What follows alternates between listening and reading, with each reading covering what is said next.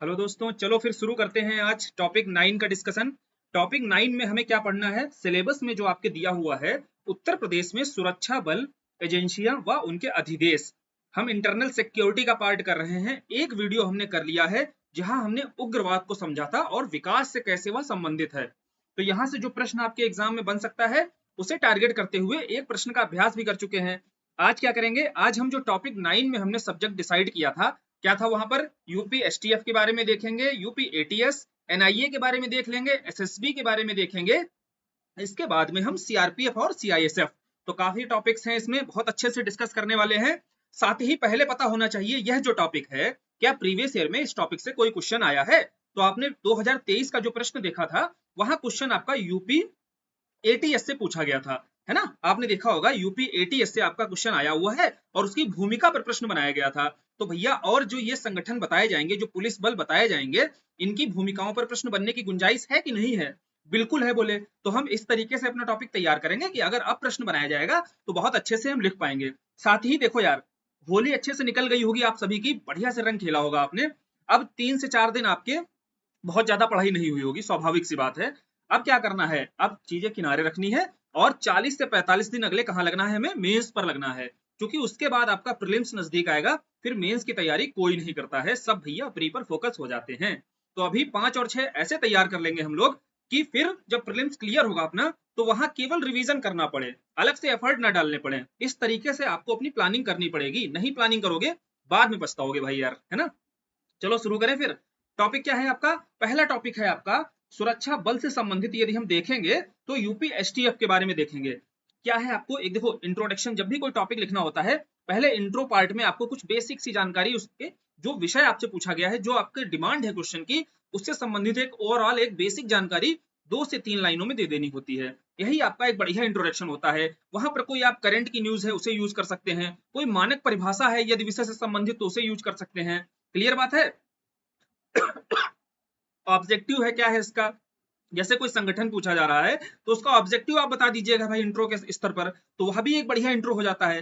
कोशिश किया करो यार छोटा इंट्रो रहे, 2 से 3 लाइन में आपका इंट्रो रहे, 25 से 30 शब्दों में इंट्रोडक्शन खत्म हो जाना चाहिए। फिर आपको हिट करना है प्रश्न की डिमांड पर, वहां आपको ज्यादा शब्द खर्च करने होते हैं। लोग क्या करते हैं, इंट्रोडक्शन में ही बहुत ज्यादा शब्द लिख दिए, कंक्लूजन में बहुत ज्यादा शब्द लिख दिए, और जो प्रश्न की डिमांड है उसके बारे में लिखा ही नहीं भाई। तो ऐसे नहीं चलता है ना, फिर नंबर अच्छे नहीं आएंगे।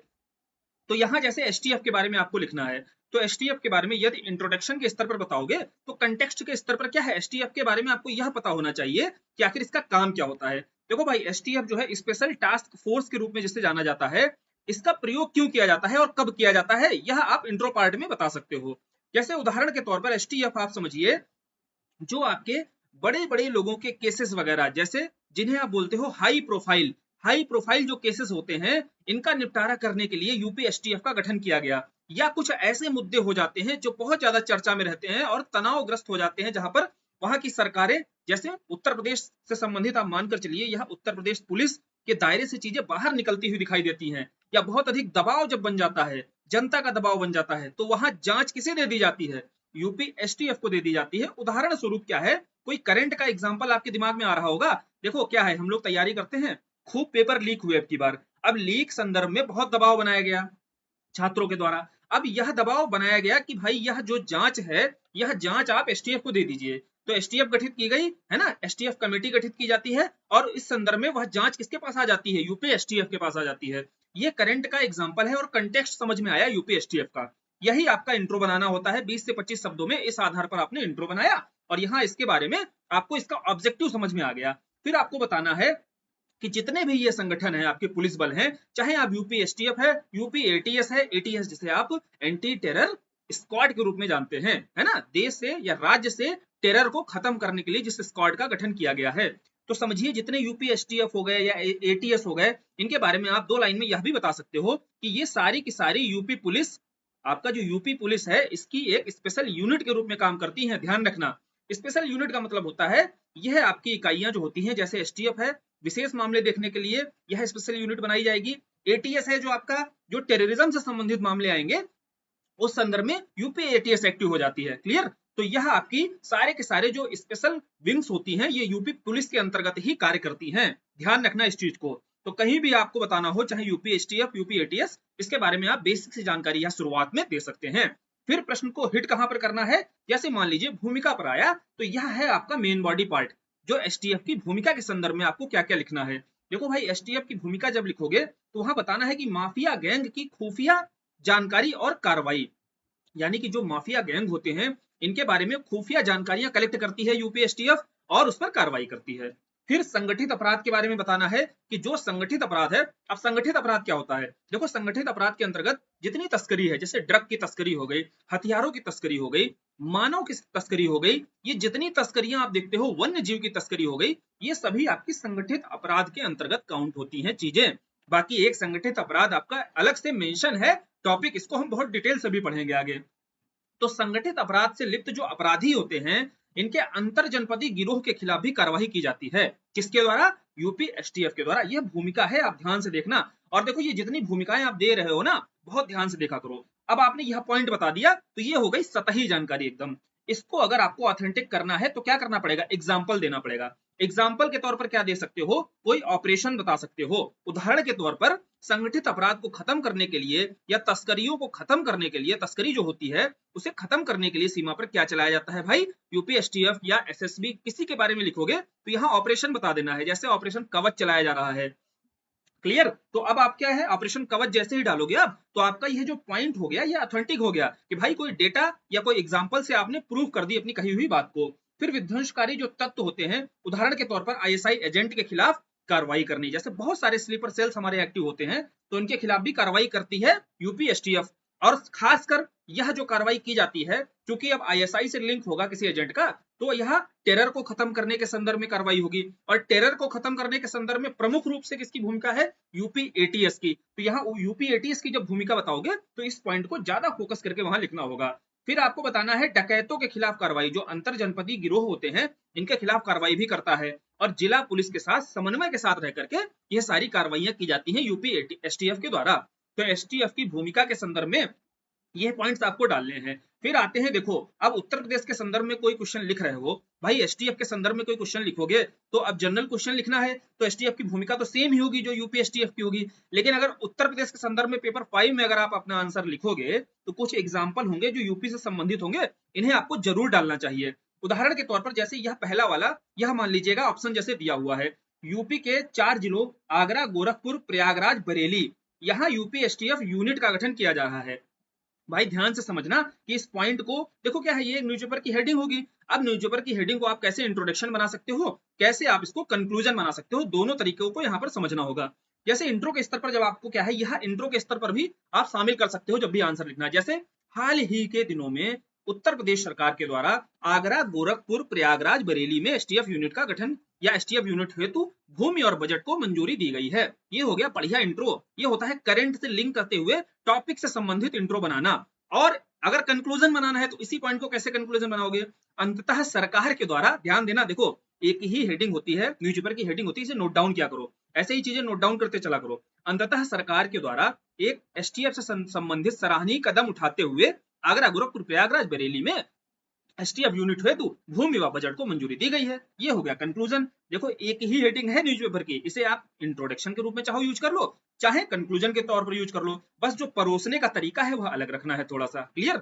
फिर आपको देखो यह पॉइंट बता देना है कि अयोध्या में भी एसटीएफ यूनिट बनाए जाने का निर्णय लिया गया है सरकार के द्वारा। और कोई कार्रवाई, जैसे जब आप नकल गिरोह पर कार्रवाई के संदर्भ में पॉइंट लिखोगे वहां एग्जाम्पल डालना कि यूपी एसटीएफ द्वारा नकल गिरोह पर कार्रवाई, और लगातार यह कार्रवाई की जा रही क्योंकि लगातार पेपर लीक हो रहे हैं भाई, तो कार्रवाई तो करनी ही पड़ेगी, है ना। ये कुछ पॉइंट्स हो गए आपके यूपी एसटीएफ से संबंधित। तो इस टॉपिक पर अगर लिखना होगा, अब आपके पास ये कुछ पॉइंट्स रहेंगे, कुछ उदाहरण रहेंगे। अब जैसे कुछ उदाहरण आपकी न्यूज में आते हैं, उन्हें आपको इन नोट्स में अपडेट करते चलना है। आपने यदि अपने नोट्स बनाए हैं तो उसमें अपडेट करना है, ठीक है। कैसे आपको यह जो लास्ट में जो मसाला है ना, इस मसाले को ही अपडेट करते रहना होता है। कोई करंट के कंटेक्स्ट में आप देखोगे यूपी एसटीएफ ने कार्रवाई की, तुरंत आपको हेडिंग दिखी, उस हेडिंग को यहाँ अपने नोट्स में शामिल कर लिया, बस। उसके अलावा जो मटेरियल है वो यही रहेगा, ठीक है भाई। तो ये टॉपिक समझ में आया कि कैसे लिखना है। यहाँ स्पून फीडिंग नहीं की जाएगी कि भैया एक एक चीज आपको बता दी जाए, ऐसे से कॉपी कर लो। यहाँ ये बताया जाएगा कि किस तरीके से आपको अपने आंसर को लिखना है, क्या क्या तरीके अपनाए जा सकते हैं, कैसे अपने आंसर को और बेहतर किया जा सकता है। कोशिश यह है आपको बताने की। इसलिए यह डिस्कशन किया जाता है। आगे बढ़े, आगे देखते हैं यूपी एटीएस के बारे में। दूसरा क्या है आपका यूपी एटीएस, यह भी आपका उत्तर प्रदेश पुलिस का ही स्पेशल विंग है। चलो उससे पहले क्या करते हैं, चार्जिंग पे लगा लेते हैं क्योंकि चार्जिंग में गड़बड़ हो गई है, लो चार्ज हो गया, एक सेकंड।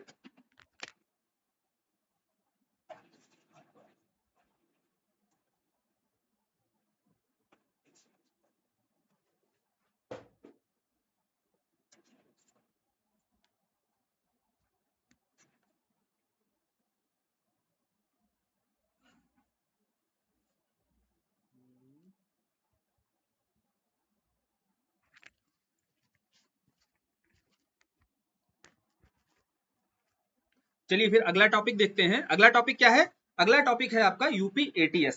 देखो एंटी टेरर स्क्वाड, आतंकवाद निरोधक दस्ता, इसके बारे में आपका यूपी पीसीएस 2023 में यही क्वेश्चन सीधा आया था कि यूपी एटीएस की भूमिका के बारे में आपको बताना था। तो जब भैया यूपी एटीएस के बारे में आप बताओगे तो कुछ चीजें एकदम कॉमन है जो एसटीएफ के बारे में बताई है। जैसे यूपी पुलिस का यह भी एक स्पेशल विंग है, विशेष इकाई है, क्लियर बात है। अपराध मुक्त राज्य बनाना है, ये कुछ एकदम कॉमन की पॉइंट होते हैं जो नोट किया करो, नहीं कुछ याद आता है ना तो यही सब लिखते हो वहां पर इंट्रोडक्शन में, यही पॉइंट्स आपके दिमाग में आएंगे।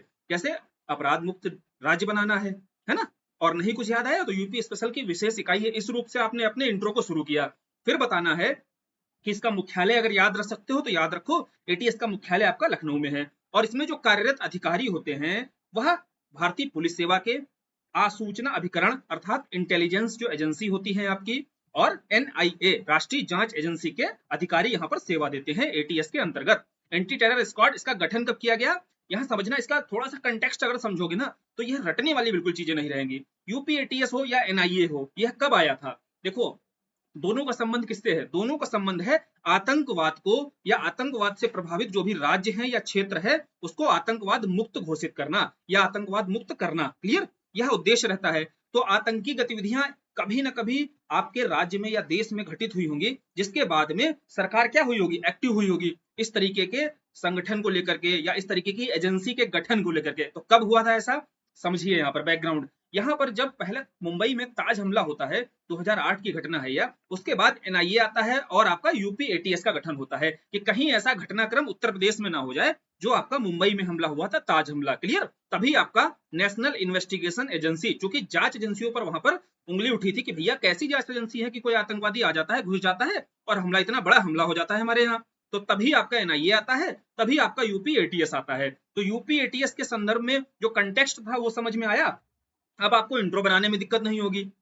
फिर जब भूमिका पर आओगे तो भैया भूमिका जब भी आप बताओगे तो केंद्र में क्या रखना है, केंद्र में आतंकवाद को रखना है। अब जैसे ही आतंकवाद को केंद्र में रख करके इसकी भूमिका रहेगी, क्योंकि भूमिका रहेगी क्या कि आतंकवाद को ही खत्म करना है। अब आतंकवाद को खत्म कैसे किया जाएगा यह सोचो, देखो जो संदिग्ध आतंकवादी होगा उस पर कार्रवाई करो, कोई अगर आतंकी हमला हो गया मान लो तो उस समय कार्रवाई करनी होगी भाई यूपी एटीएस को, और आतंकी हमला होने के बाद है ना आतंकवादियों से निपटने के संदर्भ में कार्रवाई करनी होगी। इसी आधार पर तो आप भूमिका बताओगे इसकी, तो वही तो दिया हुआ है, आतंकी हमलों से निपटना, आतंकवादियों के खिलाफ कार्रवाई करना, कोई संदिग्ध है उसको गिरफ्तार करना। तो बेसिकली आपको आतंकवाद को केंद्र में रखना है और आतंकवाद को केंद्र में रखते हुए आपको पॉइंट टू पॉइंट क्रमशः सोचना है चीजें। फिर इस टेरर के लिए जो फंडिंग होती है, इस संदर्भ में जो एक नेटवर्क बना हुआ है, बहुत बड़ा नेटवर्क काम करता है जो टेरर को फंडिंग की जाती है। भाई इतने बड़े बड़े हथियार है ना, ये सब कैसे आते हैं भाई, इसके लिए बहुत बड़ा टेरर फंडिंग नेटवर्क कार्य करता है, उसको भी निशाना बनाया जाता है और उससे भी निपटा जाता है। फिर बात आती है राज्य सरकार के खिलाफ जो कार्यरत जासूसी नेटवर्क होता है, इसके खिलाफ कार्रवाई भी की जाती है एटीएस के द्वारा। अब संगठित अपराध, अब देखो संगठित अपराध नेटवर्क जो है इसके खिलाफ कार्रवाई, कुछ ऐसे कॉमन पॉइंट्स हैं जो अगर आपसे उत्तर प्रदेश में सुरक्षा बलों पर लिखने को आएगा तो ये कॉमन से पॉइंट्स आपको जरूर याद रखने हैं और ये डालने हैं, तो आपके क्या है कई डायमेंशंस पर आपका आंसर भी हो जाएगा, है ना। भूमिका के संदर्भ में केवल आतंकवाद पर ही आप लिखोगे तो वह भी आपका क्या है सिंगल डायमेंशनल आपका क्वेश्चन दिखाई देगा। फिर इस्लामिक जिहाद के खिलाफ निपटना। अब बात करते हैं कि ये जो कार्रवाइयां हमने दिखाई, जैसे ये पॉइंट्स जो बने, अब सीधे सीधे अगर संगठित अपराध नेटवर्क के खिलाफ कार्रवाई बता दोगे तो सीधा आपका सतही पॉइंट हो जाएगा। यही आपने ऑपरेशन कवच के बारे में बता दिया तो आपका आंसर और अच्छा हो जाएगा। फिर देखो फिर क्या हुआ, कुछ एग्जांपल्स भी बताते हुए चलने हैं। जैसे इस्लामिक जिहाद के खिलाफ कार्रवाई में उदाहरण में दिया कि अलकायदा और उसके जो सहयोगी संगठन है, इस संदर्भ में जो 8 संदिग्ध थे, उन 8 संदिग्धों की एटीएस के द्वारा, यूपी एटीएस के द्वारा गिरफ्तारी की गई। यह आपने एग्जाम्पल डाला, एग्जाम्पल जैसे ही परोसा तो आपका पॉइंट्स ऑथेंटिक हो गया और बढ़िया से, है ना, तो आपका आंसर और जबरदस्त दिखेगा।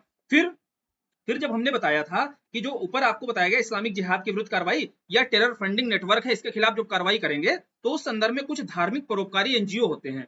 धार्मिक परोपकारी एनजीओ क्या है? परोपकारिता के नाम पर, धर्म के नाम पर क्या करते हैं? आतंकवाद विरोधी या आतंकी जो विचारधारा होती है उसे वित्त पोषित कर रहे होते हैं या उसका पोषण कर रहे होते हैं, तो इनके विरुद्ध भी कार्रवाई बहुत जरूरी है। इसी संदर्भ में उदाहरण के स्वरूप बताना है पीएफआई, जो पॉपुलर फ्रंट ऑफ इंडिया है, इस्लामिक ऑर्गेनाइजेशन है जो चरमपंथ को बढ़ावा देता था, इसको क्या किया गया है? गैर कानूनी घोषित कर दिया गया है। तो यह कार्रवाई भी आपका यूपी एटीएस की मदद से की गई है। आपको उदाहरण तुरंत देना है पीएफआई के विरुद्ध की गई कार्रवाई, ये आपका एक बढ़िया उदाहरण होता है। इस तरीके के उदाहरण ही आपको क्या करने हैं? जमा करने हैं भैया अपने कंटेंट में, है ना। अब सारे उदाहरण थोड़ी ना नोट करके यहाँ बताए जाएंगे, जो जो उदाहरण मुझे मिलते गए मैं उनको नोट करता गया। आप भी ऐसे ही कोशिश करना, आपके पास ये नोट्स रहेगा, स्पेस छोड़ते हुए चलना, ये साइट या क्या करो स्टिक नोट्स इसके ऊपर लगा दिया करो। कुछ एग्जाम्पल आपको हेडिंग मिली, तुरंत देखा किस टॉपिक से रिलेटेड है, तुरंत अपने नोट्स में उसको कलेक्ट कर लिया, तो आपके नोट्स भी ऐसे अपडेट होते रहेंगे। तो यूपी एटीएस पर अगर क्वेश्चन आएगा लिखने को तो लिख दोगे, एसटीएफ पर आएगा वहां भी लिख देंगे। अब आते हैं एनआईए पर। एनआईए और यूपी एटीएस का कंटेक्स्ट पूरा एकदम सेम था कि मुंबई में जो ताज हमला हुआ था उसके बाद ही आपका एनआईए और यूपी एटीएस दिखाई देता है। अब यहाँ आपका एनआईए एक्ट 2008 के तहत देखो गठन हुआ था इसका, आतंकवाद निरोधी शीर्षस्थ एजेंसी है, तो सब कुछ देखो समझ में आ गया यहाँ से। अब इसके कुछ कार्य और शक्तियां देखो, शुरुआती स्तर पर वर्ष 2008 की बात है, जो इसको कार्य दिए गए एनआईए को, नेशनल इन्वेस्टिगेशन एजेंसी को जो कार्य दिए जाएंगे, तो शुरुआती कार्य उसके आतंकवाद को केंद्र में रखकर ही दिए जाएंगे, क्योंकि इसका गठन ही किस लिए किया गया था? आतंकवाद को या आतंकी हमले से निपटने के लिए। तो आतंकी हमलों की जांच करना, जो आतंकी हैं या संदिग्ध हैं इनके विरुद्ध चार्जशीट दायर करना, फाइल करना और आतंकियों के विरुद्ध मुकदमा चलाना। साथ ही साथ ये जो आतंकवादी होते हैं इनको कोई सही समय पर सजा नहीं मिल पाती है, तो विशेष अदालतों के जरिए एनआईए क्या करेंगे? अपनी विशेष अदालतों के जरिए इन आतंकियों को दंडित भी करेंगी, यह भी अधिकार दिया गया। क्योंकि जब तक आतंकवादियों के विरुद्ध कोई कार्रवाई नहीं होगी तब तक उनके मन में डर कैसे बैठेगा भैया? वो तो कहेंगे फिर करेंगे हमला, भैया हमारे खिलाफ कार्रवाई होती नहीं, हमको क्या है, केवल जेल में डाल दिया जाता है ना। न्याय व्यवस्था इतनी ढीली और लचर है यहाँ की, इस संदर्भ में ही आतंकवादियों का भी मनोबल बढ़ता है। अब यह जब कार्रवाई की जाएगी एनआईए के द्वारा तो उनका भी मनोबल गिरेगा भाई, कि अगर हमने अटैक किया तो फांसी श्योर है, मिलेगी ही मिलेगी भाई। अब शुरुआती स्तर पर जो अधिकार थे, क्षेत्राधिकार थे या शक्तियां थी एनआईए के पास, बहुत सीमित रखी गई थी। फिर 2019 में संशोधन होता है और संशोधन के बाद इनका क्षेत्राधिकार और शक्तियां बढ़ाई जाती हैं और कुछ और शक्तियां दी जाती हैं, जैसे संगठित अपराध के विरुद्ध भी कार्रवाई, साइबर वही क्राइम के विरुद्ध, आतंकवाद के विरुद्ध, मानव दुर्व्यापार, फेक करेंसी के विरुद्ध भी कार्रवाई करने का राइट दे दिया गया, विस्फोटकों के क्रय विक्रय से जुड़े मामले, ये सारे राइट्स क्या किए गए? एनआईए के बढ़ा दिए गए, ये आप देख लेना। अब क्या है, आपको क्या करना है, एनआईए के बारे में जैसे ही लिखोगे आप तो ये राइट्स बढ़ाए गए। अब उत्तर प्रदेश के संदर्भ में कुछ कार्रवाइयां बता देनी है, जैसे जब आप टेरर फंडिंग पर लिखते हो तो बरेली में गजवा ए हिंद टेरर मॉड्यूल जो आपका चल रहा था उस पर कार्रवाई की गई।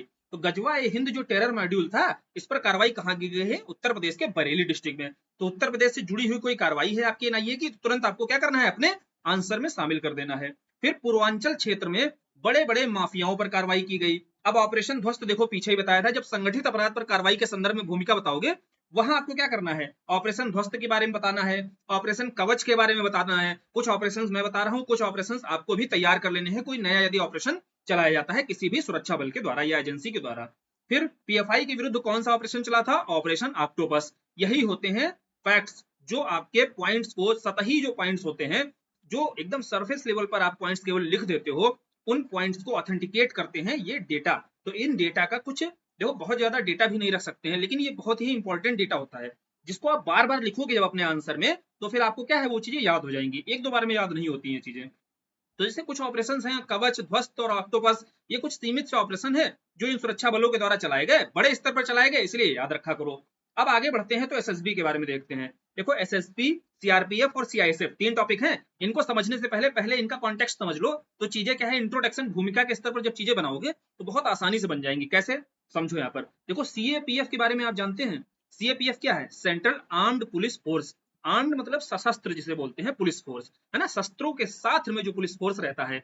अब बेसिकली ये है क्या? ये पहले आपका पैरामिलिट्री फोर्स, जिसे अर्धसैनिक बल के रूप में जानते हैं। तो इसीलिए एसएसबी, सीआरपीएफ, सीआईएसएफ ये सारे क्या बोले जाते हैं? पैरामिलिट्री फोर्स बोले जाते हैं। यहाँ समझ लो ध्यान से।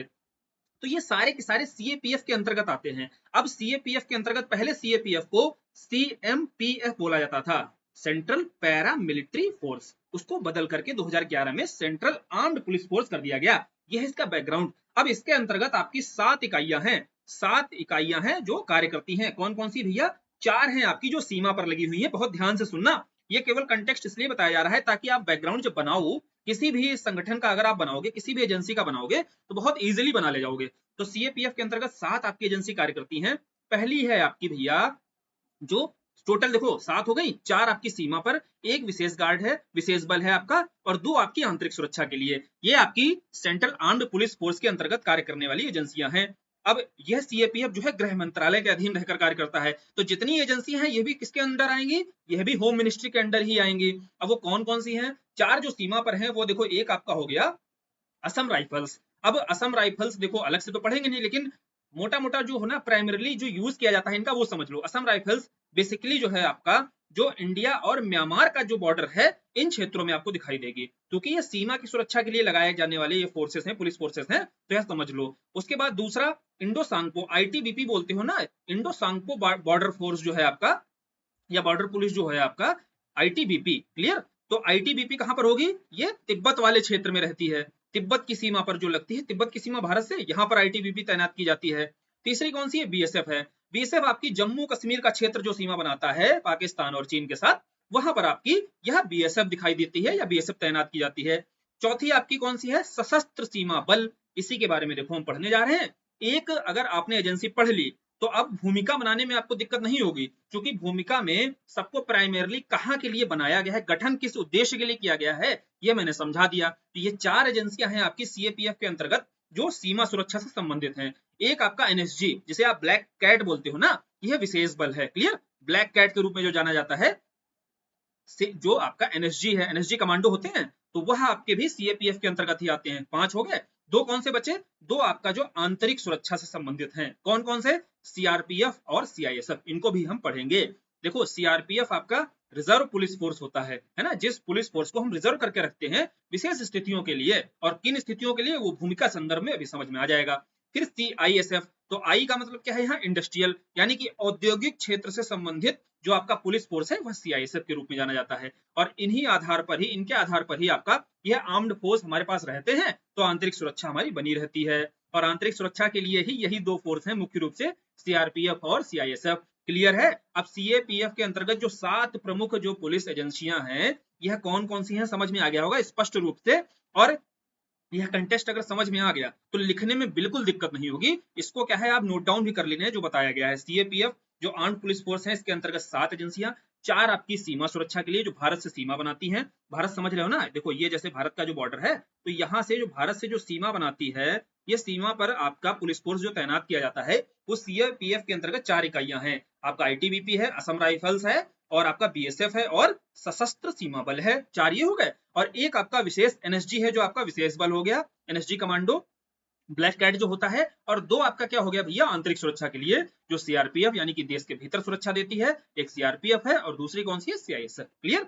अब ये हो गया क्लियर आपका, ये हो गया बैकग्राउंड के स्तर पर चीजें जो बताई गई, तो इन्हें इंट्रोडक्शन के स्तर पर यही यूज की जाती हैं। जिस भी एजेंसी के बारे में आ जाए लिखने को, भाई अगर मान लो एसएसबी के बारे में नहीं आया, और 3 हैं असम राइफल्स या आईटीबीपी या आपका बीएसएफ, इनके बारे में लिखने को आ जाता है तो आप लिख पाओगे इजीली।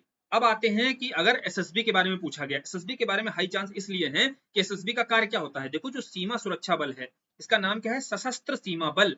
अब सशस्त्र सीमा बल सीमा पर शस्त्रों के साथ में कार्य करने वाला या तैनात जो बल होता है, या कहां पर बेसिकली इसको जो मतलब की रिस्पॉन्सिबिलिटी दी गई है, कौन सी सीमा की सुरक्षा की रिस्पॉन्सिबिलिटी इसको दी गई है, यह समझ लो। यहाँ पर अभी क्लियर हो जाएगा। देखो भारत की आप सीमा देख रहे हो, भारत की सीमा जो नेपाल से और भूटान से जो लगती है, नेपाल और भूटान से लगने वाली सीमा की विशेष तौर पर जिम्मेदारी दी जाती है एसएसबी को। अब नेपाल से जो सीमा लगती है, इसमें उत्तर प्रदेश से भी कुछ सीमा लगती है। देखो हमने पढ़ा है कि नेपाल के साथ 1850 किलोमीटर लंबी लगभग सीमा लगती है भारत की। इसमें से लगभग यूपी के साथ 700 किलोमीटर लंबी सीमा लगती है, पता है ना भाई। और यूपी के 7 जिले हैं जो नेपाल के साथ सीमा बनाते हैं।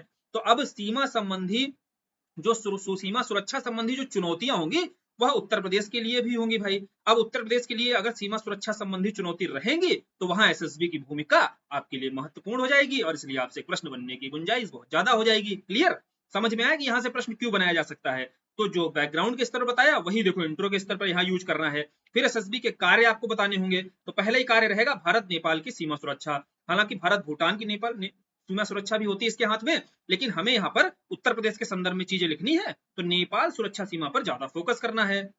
फिर सीमा पार जो आतंकवाद, अब जब भूमिका बताओगे तो सीमा पर जो चुनौतियां होती हैं, किसी भी बॉर्डर पर जो चुनौतियां होती हैं, बेसिकली भारत नेपाल के बॉर्डर पर जो चुनौतियां हैं वही चुनौतियां बतानी है कि वहां उस संदर्भ में ही आपको एसएसबी के कार्य या भूमिका नजर आएंगे। सीमा पर चुनौती क्या होती भैया? अवैध घुसपैठ ना हो, अवैध प्रवसन ना हो, इलीगल माइग्रेशन ना हो, इंसर्जेंसी ना हो, क्लियर, या सीमा पार से आतंकवाद को रोका जाए। यही सारी चीजें होती कि नहीं? और इन्हीं पॉइंट्स पर ही सोचा करो भैया, पहले सोचा करो यार सीमा पर अब इनका जो ऑब्जेक्टिव है ये कहां पर कार्यरत है, तैनाती कहां पर है, वहां चुनौतियां क्या क्या हैं, तो इनकी भूमिका क्या होगी। तो इनकी चुनौतियां मौजूद हैं इसी संदर्भ में भूमिका आपको एसएसबी की दिखाई देगी। अब वहीं पर शरणार्थियों के आवागमन पर निगरानी, मॉनिटरिंग रखनी पड़ेगी। मॉनिटरिंग के संदर्भ में ही आपको सीमा पर क्या दिखाई देता है? फेंसिंग की जाती है ना, सड़क निर्माण होता है, ये सारे कार्य होते हैं कि नहीं होते हैं। फिर आपको संगठित अपराध, ये कुछ ऐसा पॉइंट है संगठित अपराध, क्योंकि सीमा पर क्या होता है भैया, जब भारत नेपाल के बीच में जो मैत्रीपूर्ण या खुली सीमा है तो यहाँ ड्रग्स की तस्करी भी खूब होगी, मानव तस्करी खूब होगी, क्लियर बात है, वन्य जीव की तस्करी खूब होगी, मवेशियों की तस्करियां खूब होती हैं। तो इस संदर्भ में इनको मिला जुला कर ही संगठित अपराध के रूप में जाना जाता है, और संगठित अपराध से निपटना भी इनके प्रमुख कार्य होता है, इनकी प्रमुख भूमिका के रूप में देखा जाता है।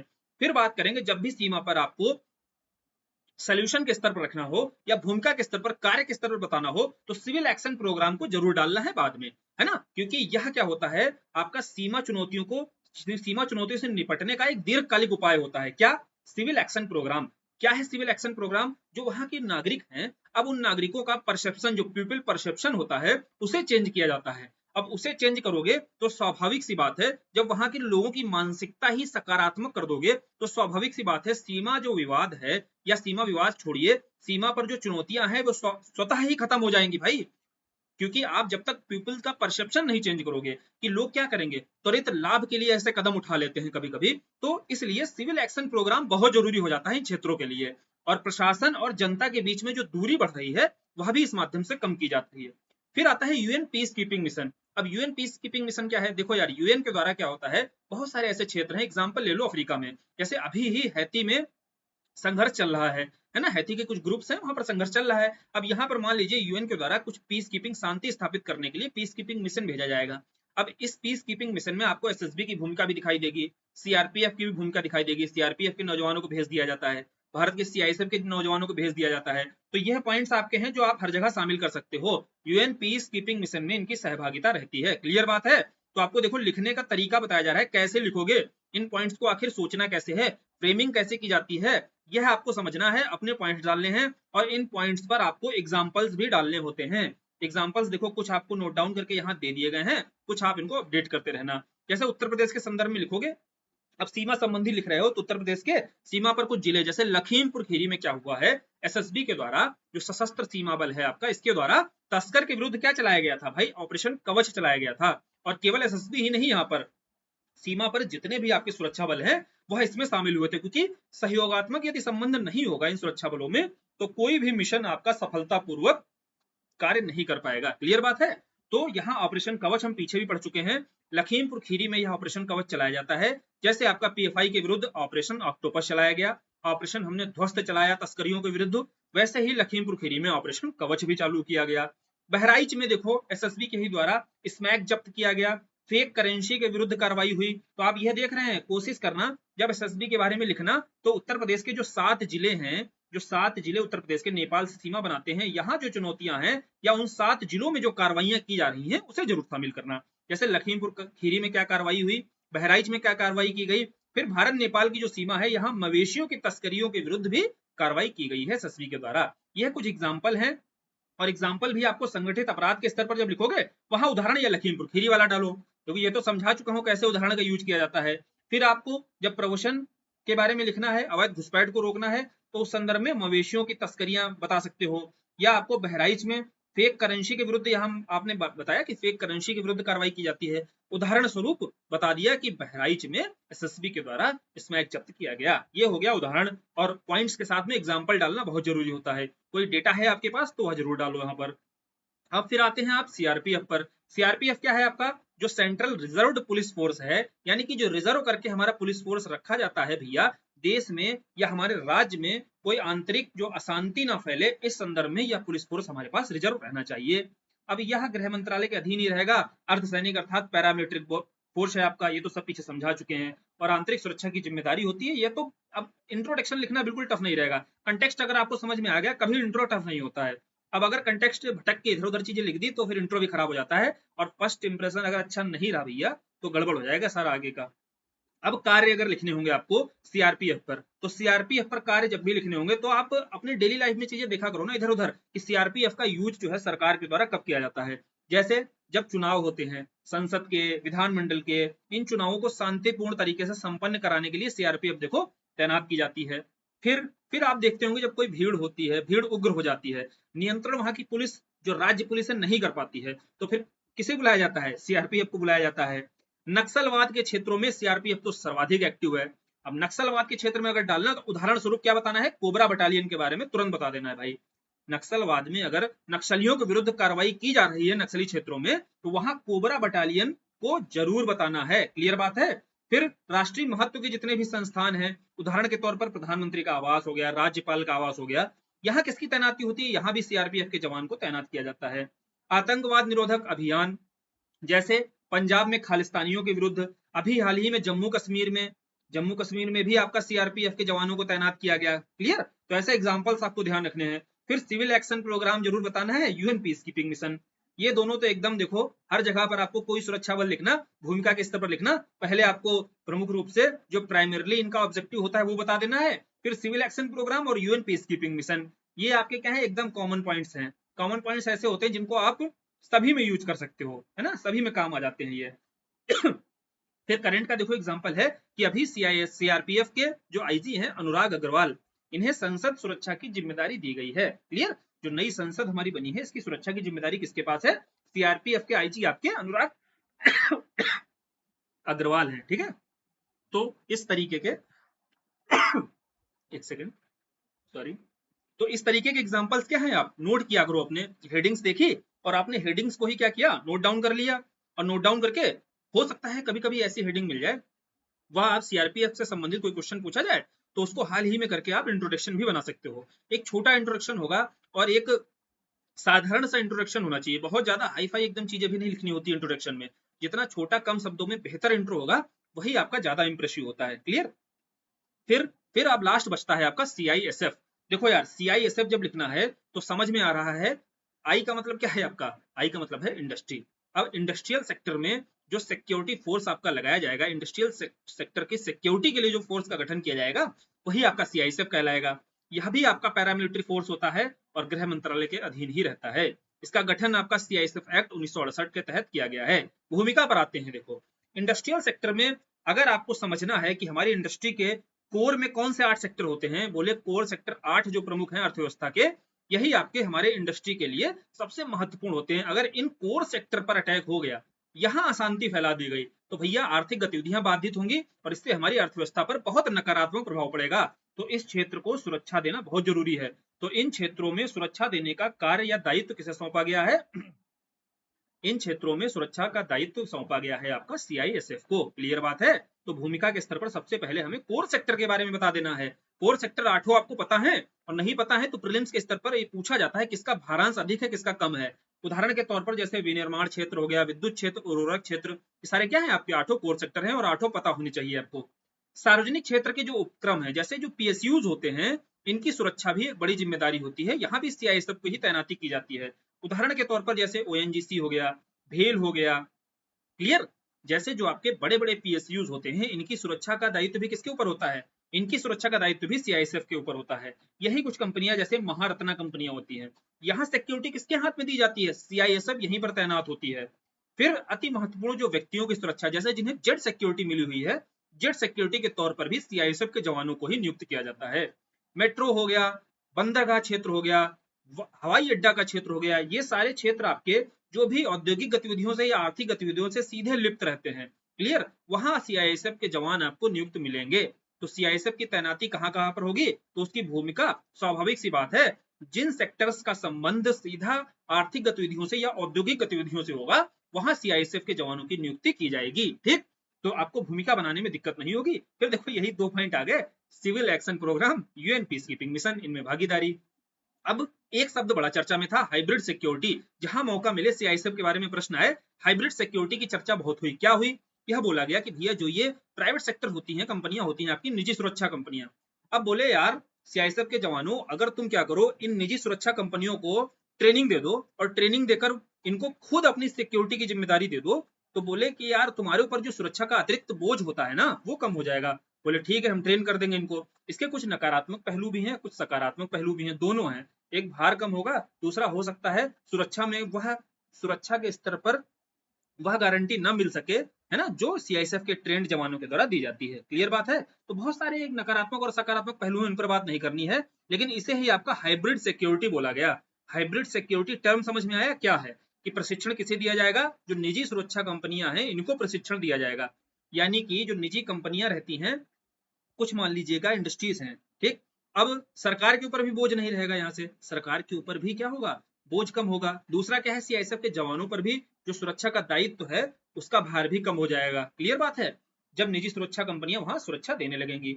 अब दूसरी बात क्या है, दूसरा क्या है, फेक करेंसियों के विरुद्ध भी कार्रवाई की गई। कुछ एग्जाम्पल्स आप दे सकते हो जब भी सीआईएसएफ के बारे में पॉइंट्स बताओ आप। जैसे फेक करेंसी के विरुद्ध जो कार्रवाई हुई दिल्ली मेट्रो में हुई, हवाई अड्डे पर कार्रवाई की गई। एयरपोर्ट पर आपका वन्य जीव के अंगों को लेकर के, वन्य जीव के अंग जो है इनकी तस्करी की जा रही थी, इस पर कार्रवाई की जाती है सीआईएसएफ के द्वारा। ये कुछ उदाहरण है, आपको न्यूज़पेपर से ही आपको देखो ये उदाहरण सारे मिल जाते हैं। हेडिंग्स को ही आपका केवल हेडिंग आपको नोट कर लेनी है और उस हेडिंग को अपने आंसर में यूज करना है, बस आपका टॉपिक हो जाएगा तैयार। तो बताना आप जरूर यार कि यह सुरक्षा बल को लेकर के जो कोशिश की गई है आपको यह समझाने की, यदि ये टॉपिक आपसे क्वेश्चन बनाया जाएगा, जैसे यूपी एटीएस की भूमिका पर क्वेश्चन बनाया गया, अब इस टॉपिक के अंतर्गत जो चीजें आपके जो भी सुरक्षा बल हैं, ये एजेंसियां हैं, उनको शामिल कर लिया गया है सभी को यहाँ पर। जैसे अब एटीएस पर क्वेश्चन आ चुका है तो एसटीएफ पर आ सकता है, एसएसबी पर आ सकता है, सीआरपीएफ पर आ सकता है, सीआईएसएफ पर आ सकता है, किसी पर भी क्वेश्चन पूछा जा सकता है। अब इससे संबंधित आपको पॉइंट्स कैसे जनरेट करने हैं, इंट्रोडक्शन के स्तर पर क्या लिखना है, फिर आपको मेन बॉडी के स्तर पर क्या लिखना है और कंक्लूड कैसे करना है, ये सारी चीजें आपको देखो यहाँ पर समझ में आती हैं। और समझ में आती हैं तभी आप क्या है, आपका पेन चलेगा। अदरवाइज सीधे आपको यहाँ से बोला जाए ये लिख दो, यही सीधा आप अपनी कॉपी कर दो, तो वहां से आप सीख कुछ नहीं पाओगे।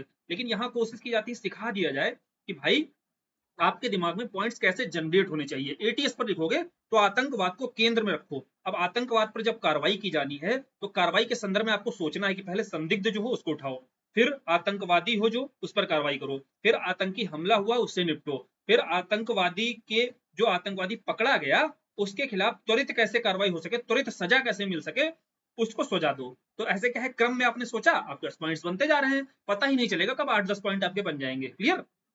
तो एक फ्रेमवर्क जब तक नहीं होगा माइंड में, तब तक आप मेंस में क्या है, आपका पेन नहीं चलेगा। एक पॉइंट के बाद आपका दिमाग क्या है, कुंद हो जाएगा और फिर सोचना बंद कर देगा कि यार अब क्या आगे लिखें, है ना। तो यही फ्रेमवर्क आपके माइंड में बनना चाहिए और वही ब्रेन स्टॉर्मिंग की ही कोशिश की जाती है कि आप क्या है यहाँ पर सोच सको, सोचने के लिए कि भाई इस टॉपिक को इस हिसाब से सोचा जा सकता है। तो यह कोशिश है। बताओ यार, फीडबैक दिया करो और अगर पसंद आया करे, यह तरीका पसंद आ रहा है तो सब्सक्राइब कर लेना चैनल को और शेयर जरूर कर दिया करो, ठीक है, ताकि और लोगों की भी मदद हो सके। क्लियर?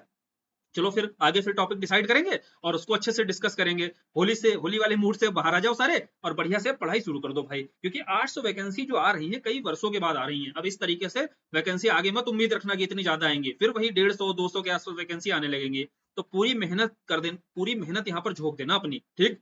चलो फिर वीडियो को खत्म करते हैं, आगे टॉपिक डिसाइड करेंगे और फिर आज आपको इसी टॉपिक से रिलेटेड एक प्रश्न आपको टेलीग्राम ग्रुप पर मिल जाएगा।